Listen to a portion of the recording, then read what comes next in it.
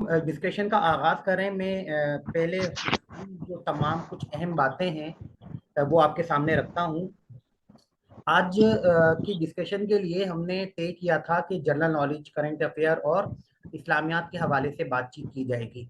तो मैंने आज दिन में थोड़ा सा वक्त निकालकर पाकिस्तान के जो विफाकी वज़रा हैं, सिंध के जो वज़रा हैं, या दीगर सूबों के जो वज़राए आला और गवर्नर हैं, या आज़ाद कश्मीर के सदर और वज़ीर आज़म हैं, उनके नाम ढूंढ कर निकाले हैं। कुछ कायम मुकाम हैं, कुछ बाकायदा वज़ीर आला या फिर गवर्नर के ओहदों पर फाइज हैं। इस तरह के सवालात पूछे जाने के इम्कानात भी होते हैं, और बाज़ औक़ात ये भी होता है कि जो इंटरव्यू पैनल है वो इस तरह की चीज़ें लेकर ख़ास तौर पर अपने सामने रखता है कि जो करंट मिनिस्टर्स होते हैं उसका ताल्लुक चाहे वो फेडरल गवर्नमेंट से हो या सिंध गवर्नमेंट से। सिंध गवर्नमेंट या फेडरल गवर्नमेंट के बारे में ज्यादा सवालात पूछे जा सकते हैं। बाकी सूबों के हवाले से सिर्फ वजीर आला या गवर्नर के बारे में पूछे जाने का इम्कान रहता है। तो हम आगाज करते हैं। पाकिस्तान के सदर आप सबके इल्म में है कि डॉक्टर आरिफ अलवी हैं, और वजीर आजम शहबाज शरीफ हैं। Chief of army staff general Asif Munir हैं। इसके अलावा चीफ जस्टिस जो हैं वो जस्टिस उमर अता बिंदियाल हैं। इसके अलावा जो विफाकी वुज़रा हैं उनकी एक कुछ फहरिस्त है, उसमें से 5-7 जो अहम शोबे हैं, जो वजारतें हैं, उनके बारे में सुन लीजिए। वजीर इतलात हैं मरियम औरंगजेब। वजीर दाखिला राना सनाउल्लाह है। और वजीर दाखिला राना सनाउल्लाह, वजीर खारजा बिलावल भुट्टो जरदारी हैं। वजीर खजाना इसहाक डार हैं, इससे पहले मुफ्ता इस्माइल भी थे। वजीर रेलवे ख्वाजा साद रफीक हैं। वजीर दिफा ख्वाजा आसिफ। वजीर कानून आजम नज़ीर तारर हैं। और कॉमर्स या तिजारत के वजीर नवीद कमर हैं। इसके अलावा माहौलियाती तब्दीली के वजीर शीरी रहमान हैं। तो ये विफाकी वुज़रा हैं जिनकी तफसीलात मैंने आपसे आपके सामने रखी है। अब सिंध जो हमारा सूबा है उसके हवाले से भी कुछ मालूमात हैं जो पूछी जा सकती हैं। गवर्नर गवर्नर इस वक्त कामरान खान किशोरी हैं। वजीर आला सैयद मुराद अली शाह हैं, और वजीर आला जो सैयद मुराद अली शाह हैं वो न सिर्फ वजीर आला हैं बल्कि वजीर दाखिला और वजीर खजाना भी मुराद अली शाह ही हैं। तो ये सवाल भी एक अहम है कि ये पूछा जा सकता है कि किस वजीर के पास 3-3 ओहदे हैं। तो मुराद अली शाह वजीर वजीर आला भी हैं, वजीर दाखिला भी और वजीर खजाना भी। इसके अलावा वजीर इतलात सिंध के शर्जील इनाम मेमन हैं, और इसके अलावा वो ट्रांसपोर्ट के वजीर भी हैं। वजीर बल्दियात सैयद नासिर हुसैन शाह हैं। वजीर सेहत डॉक्टर अजरा पेचोहो हैं। तवानाई के जो वजीर हैं वो इम्तियाज अहमद शेख हैं। इसके अलावा तालीम, सकाफत और सयाहत के वजीर सैयद सरदार अली शाह हैं। तो ये सवाल भी पूछा जा सकता है। तो ये क्योंकि अहम गुजरा है, इनकी तफसीलात हमें ज़रूर मालूम होनी चाहिए। अच्छा, ये तो पाकिस्तान और सिंध के बारे में, इनके तो वुज़रा के बारे में पूछा जा सकता है। इसके अलावा जो दीगर सूबे हैं उनके गवर्नर और वुज़राए आला के बारे में पूछा जाने का इम्कान ज़्यादा रहता है। तो पंजाब के बारे में सबसे पहले मैं आपको बता दूं, पंजाब के इस वक्त जो गवर्नर हैं उनका नाम है बलीगुर रहमान। और वजीर आला जो हैं वो अभी निगरां वजीर आला हैं और कायम मुकाम है, और उनका नाम है मोहसिन नकवी। और इससे पहले यकीनन आप सबके इल्म में होगा कि वजीर आला जो थे वो परवेज इलाही थे। खैबर पख्तूनख्वा में भी जो गवर्नर हैं उनका नाम है गुलाम अली। और वजीर आला जो हैं वो भी निगरान हैं। इससे पहले एक वजीर आला थे, जब पीटीआई गवर्नमेंट ने इस्तीफे दे दिए तो एक निगरान वजीर आला वहां पर बनाए गए हैं जिनका नाम है मोहम्मद आजम खान। तो अब ये खैबर पख्तूनख्वा के जो वजीर आला और गवर्नर है उसके नाम भी आपके सामने आ गए। बलूचिस्तान एक सूबा रह जाता है। बलूचिस्तान के गवर्नर हैं मलिक अब्दुल वली काकड़। बलूचिस्तान के गवर्नर हैं मलिक अब्दुल वली काकड़। तो इसके अलावा वजीर आला जो हैं वो अब्दुल कुद्दूस बजंजो हैं। तो ये भी आपको मालूम होना चाहिए, याद होना चाहिए। नकवी, जी बिल्कुल, मोहसिन नकवी के नाम से हो सकता है ये पूछ लिया जाए कि मोहसिन नकवी नाम के कोई उर्दू अदब में भी शख्सियत हैं। तो मोहसिन नकवी का शायद असल नाम भी पूछा जा सकता है। मेरे इस वक्त मेरे जहन में नहीं है मोहसिन नकवी का असल नाम, लेकिन उनका नाम कुछ और है शायद। तो वो पूछा जा सकता है, उनकी किसी मजमूए का नाम भी पूछा जा सकता है। तो इस तरह, अच्छा मैंने पहले भी एक मर्तबा अर्ज किया था कि वो नामों के हवाले से सवालात पूछे जाने के इम्कानात रहते ही हैं। मिसाल के तौर पर किसी का नाम किसी नसरी या शेरी सिंध से ताल्लुक रखने वाली शख्सियत से है, तो पूछा जा सकता है कि इस नाम के कौन से शायर या नसर निगार मशहूर हैं। तो उनके बारे में भी, अगर आपका नाम किसी अदबी शख्सियत से मिलता है, तो कम अज कम उसके बारे में आपको तफसीली मालूमात होनी चाहिए। अब गिलगित बल्तिस्तान के बारे में भी सुन लीजिए। गिलगित बल्तिस्तान के जो वजीर आला हैं वो हैं खालिद खुर्शीद, और गवर्नर जो हैं वो सैयद मेहदी शाह हैं। तो ये भी मालूम होना चाहिए। आज़ाद कश्मीर एक पाकिस्तान का हिस्सा है, और एक वहाँ पर सदर और वजीर आजम अलहदा होते हैं। आज़ाद कश्मीर के जो सदर हैं वो बैरिस्टर सुल्तान हैं। इसके अलावा वहाँ के वजीर आजम अभी कायम मुकाम है, और उनका नाम है ख्वाजा फारूक अहमद। अभी रिसेंटली शायद वहाँ की सुप्रीम जो कोर्ट है आज़ाद कश्मीर की, उसने वजीर आजम को बरतरफ किया है, और उनका नाम सरदार इलियास तनवीर तनवीर इलियास शायद उनका नाम था, जिन्हें अभी रिसेंटली हटाया गया है। इसके बाद आते हैं पाकिस्तान के अलावा दीगर अहम ममालिक के सदर या वजीर आजम। वो ममालिक जिनका किसी न किसी तौर पर पाकिस्तान से खास तौर पर राब्ता या वास्ता होता है, उन ममालिक का तस्करा पाकिस्तान की मीडिया में भी आमतौर पर होता हुआ नजर आता है। उन्हीं ममालिक के जो सरबराहान हैं, वजीर आजम हैं या सदूर हैं, उनके बारे में भी पूछा जा सकता है। तो यहाँ भी मैंने कुछ ताज़ा तरीन जो वज़राए आज़म और सदूर हैं वो तहरीर किए हैं, जमा किए हैं, वो भी मैं आपके साथ शेयर करता हूँ। अभी एक जवाब सामने आ गया है। मोहसिन नकवी का असल नाम सैयद गुलाम अब्बास था। तो ये जवाब भी आपके जहन में होना चाहिए। अच्छा, जो दीगर ममालिक के वजीर आजम या सदर की बात होती है, तो सबसे पहले हिंदुस्तान के वजीर आजम और सदर का पूछा जा सकता है।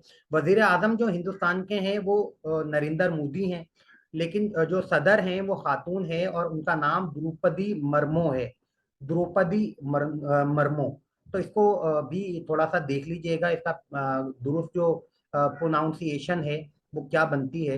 इसके अलावा पद्म इसके अलावा अमेरिका के जो सदर हैं वो जो बाइडन हैं, और बरतानिया यानी इंग्लैंड के जो वजीर आजम हैं वो एक हिंदू हैं, उनका नाम ऋषि सोनिक है। सऊदी अरब के जो बादशाह हैं, शहनशाह हैं या फरमारवा हैं जिसे कहा जाता है, वो शाह सलमान हैं। और वहाँ के वजीर आजम जो हैं वो वहाँ के वली अहद भी हैं, शहजादा मोहम्मद बिन सलमान। तो वजीर आजम है सऊदी अरब के, उनके बारे में भी पूछा जा सकता है।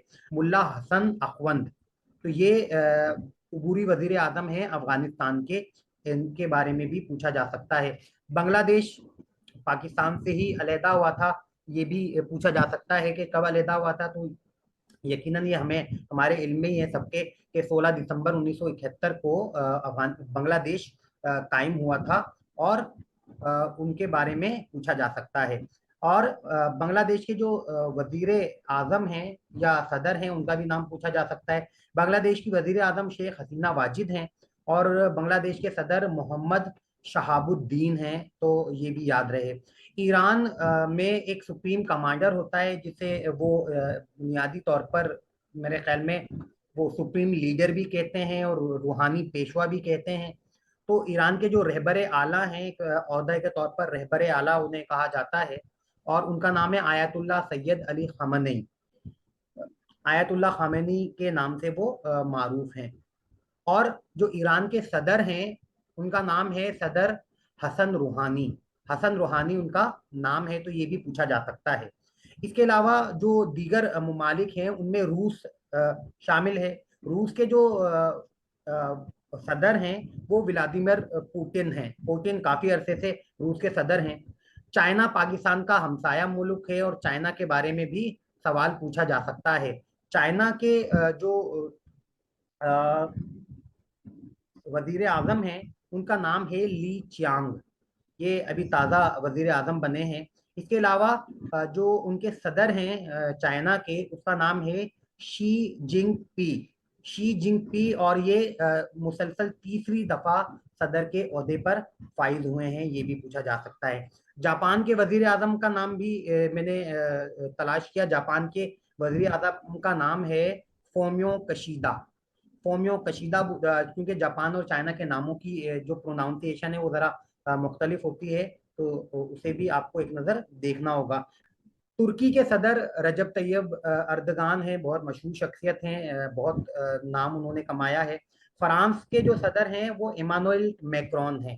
फ्रांस के सदर का नाम भी पूछा जा सकता है। एक काम तो आपने ये करना है कि 3 दिन तक आप अखबारात जरूर पढ़ें, डॉन अखबार और जंग अखबार। कम अज कम ये 2 अखबारात का मुताला जरूर कर लें। उसमें तमाम कम अज कम अहम तरीन जो खबरें हैं वो उनकी तरफ आपकी नजरें जरूर होनी चाहिए। इसके अलावा एक वक्त मुकर्रर कर लें, रात के 9 बजे का जो खबरनामा है वो तफसीली आता है।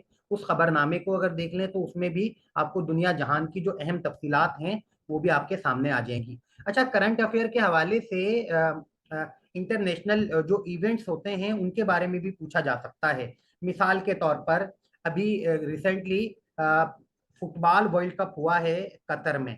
तो कतर में वर्ल्ड कप हुआ है तो इसके बारे में पूछा जा सकता है कि फुटबॉल वर्ल्ड कप जो आखिरी हुआ है वो कहाँ पर हुआ है, और ये कौन सा फुटबॉल वर्ल्ड कप था। मेरे इस वक्त मेरे जहन में नहीं है, शायद 22वां या कोई इससे भी ज्यादा आगे पीछे का कोई नंबर होगा कि ये फुटबॉल वर्ल्ड कप कौन से नंबर का था। इसके अलावा इस फुटबॉल वर्ल्ड कप में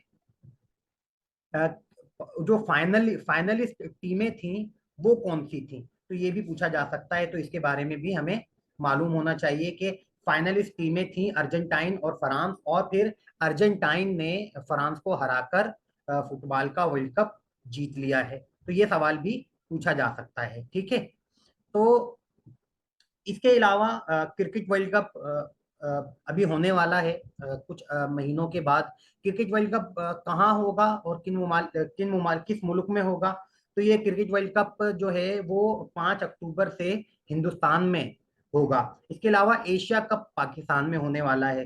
पाकिस्तान की जो क्रिकेट टीम के कप्तान हैं उनका नाम पूछा जा सकता है। पाकिस्तान की क्रिकेट खवातीन क्रिकेट टीम के कप्तान का नाम पूछा जा सकता है। पाकिस्तानी क्रिकेट टीम के कप्तान का नाम तो मुझे याद है बाबर आजम, और खवातीन क्रिकेट टीम के जो कप्तान हैं उनका नाम मेरे जहन में नहीं है, शायद एक ग्रुप में डिस्कस हुआ निदा था। डार। निदा डार, निदा तो डार। मुमकिन है वो निदा डार है, तो फिर उसको उसे भी याद रखना चाहिए।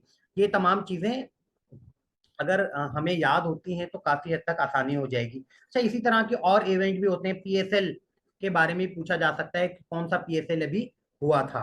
तो ये तमाम चीजें करंट अफेयर में आती हैं, और इससे और मिलती जुलती चीजें भी शायद पूछ ली जाएं, लेकिन ये तो तमाम अहम तरीन चीजें हैं जिनके बारे में कम अज कम हमारी मालूमात जरूर होनी चाहिए। कोशिश करें अपने इंट्रोडक्शन को महदूद रखें। अच्छा, उसे एक फायदा भी होता है। अब आप अगर आप तारुफ के अंदर सब कुछ खुद ही बता देंगे तो फिर उनके पास बहुत सारे ऑप्शन आ जाते हैं आपसे सवालात पूछने के लिए। मिसाल के तौर पर आपने 10 तफसीलात फराहम कर दी, तो उन 10 में से कोई सा भी सवाल वो पूछ सकते हैं। इससे बेहतर है कि अपनी जो मालूमात है या तफसीलात हैं वो महदूद एक हद तक बयान करें, ताकि किसी भी चीज के बारे में उन्होंने पूछना हो तो वो एक सवाल की सूरत में आपसे दरियाफ्त करें कि आपके मशागिल क्या हैं, आपका पसंदीदा गेम कौन सा है, आप नज्म या नसर में से किस चीज को पसंद करते हैं। अगर सब कुछ आपने पहले ही बता दिया तो अपना माइंडसेट बना लेते हैं। अगर आपने पहले कह दिया भाई मेरे को गेम्स में क्रिकेट ज्यादा पसंद है, हो सकता है वो आपसे, क्योंकि आपकी बातों उन्होंने सुन ली है, तो इस बजाय इसके कि वो क्रिकेट के बारे में सवाल करें, किसी और सब्जेक्ट किसी और गेम के बारे में सवाल कर सकते हैं। और या फिर आपने नज्म या नसर या शायरी या नसर निगारी की के बारे में आपने अपनी दिलचस्पी का इजहार किया, तो हो सकता है उसी चीज के बारे में आपसे सवाल ना किया जाए। तो इस तरह भी कभी कभार सिचुएशन आ जाती है। इंटरव्यू अच्छा ठीक में है जो सर। तारुफ है उसमें कोशिश करें कि मुख्तसरन अपने बारे में तफसीलात फराम करें, अपना तारुफ दें, जिस शोबे से आप ताल्लुक रखते हैं, जो काम कर रहे हैं, जिस शहर से ताल्लुक रखते हैं, और फिर अपने मास्टर्स का बताएं कि मास्टर्स मैंने तब किया, तब उसके बाद में कमीशन की तैयारी कर रहा हूँ। अगर आपसे ये पूछा जाता है कि भाई आपने क्या मुताला किया है, किसमें दिलचस्पी है, तो मेरा जाती ख्याल ये है कि आप किसी एक सिंथ या एक सिंथ की तरफ जाने की बजाय, नज्म या नसर की जाने की बजाय, आप ये कह सकते हैं कि मैं एक तालिब इल्म की हैसियत से मैंने मास्टर किया, उसके बाद में कमीशन की तैयारी कर रहा हूँ। इस सिलसिले में मैंने मुतनव्वे मौजूआत पर नज्म और नसर दोनों में ही मुताला किया है। किसी भी एक चीज में बहुत ज्यादा मुताला नहीं कर सका, लेकिन तमाम चीजों में मैंने जिस हद तक मुमकिन था मुताला कर लिया है। इस तरह आसानी ये होती है कि वो मुख्तलिफ तरह के सवालात जो पूछते हैं, तो ये बहुत ज्यादा एक्सपेक्टेशंस नहीं रखते। इसके बरक्स अगर आपने ये कहा कि भाई मैं अफसाने से दिलचस्पी रखता हूँ, तो हो सकता है वो फिर अफसाने से के मुतालिक सवाल करें, तो ये उम्मीद रखेंगे कि अफसाने के बारे में आप तमाम सवालात से के जवाबात से वाकिफ हैं। और अगर आप जवाबात नहीं देते तो बहुत मुमकिन है कि उनके पास ये नेगेटिव मार्किंग हो जाए कि भाई आप कह तो रहे थे कि अफसाने से आपकी दिलचस्पी है, लेकिन अफसाने के बारे में तो आपको कुछ पता ही नहीं है।